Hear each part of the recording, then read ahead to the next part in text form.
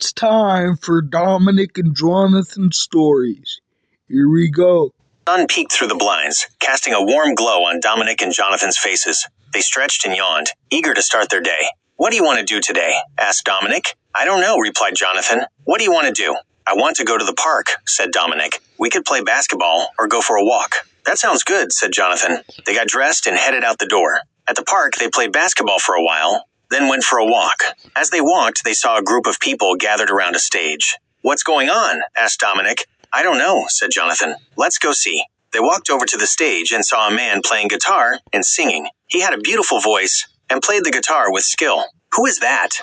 asked Dominic. "I don't know," said Jonathan, "but he's really good." The man sang a few more songs, then stopped and said, "Thank you for listening. I'm George Michael." Dominic and Jonathan were shocked. They had never seen George Michael in person before. "He's so good," said Dominic. "I know," said Jonathan. "I can't believe we got to see him." They watched George Michael sing a few more songs, then he thanked the crowd and left the stage. Dominic and Jonathan were still excited about seeing him. "That was the best day ever," said Dominic. "I know," said Jonathan. "I'll never forget it." They walked home, talking about George Michael and how amazing he was. They went to bed that night feeling happy and content. Dominic and Jonathan were two young boys who lived in a small town in England. They were both big fans of the Beatles, and they would listen to their records all the time. One day, Dominic and Jonathan were walking down the street when they saw a crowd of people gathered around a building. They were curious, so they went to see what was going on. When they got closer, they saw that the Beatles were inside the building. They were so excited that they couldn't believe their eyes. They tried to get closer to the front of the crowd, but they were too short. Just then, one of the Beatles security guards saw them. He felt sorry for the two boys, so he let them come to the front of the crowd.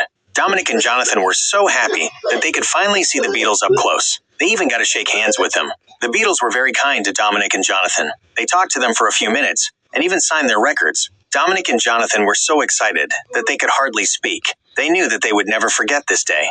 The end.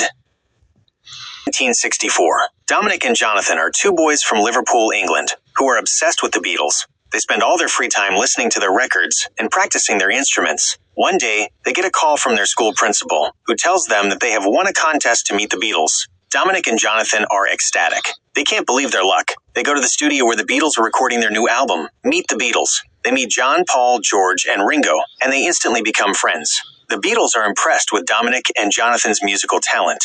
They invite the boys to join them in the studio to play on some of the tracks on the album. Dominic plays guitar on All My Loving, and Jonathan plays drums on She Loves You. After the album is finished, the Beatles take Dominic and Jonathan on tour with them. They travel all over the world, playing to sold-out crowds. Dominic and Jonathan become celebrities in their own right.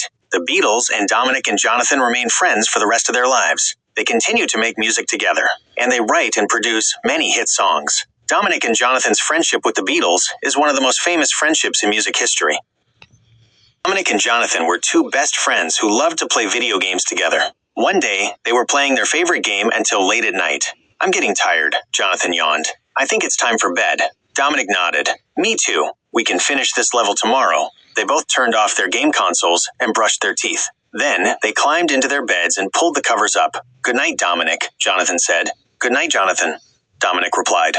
They both closed their eyes and fell asleep.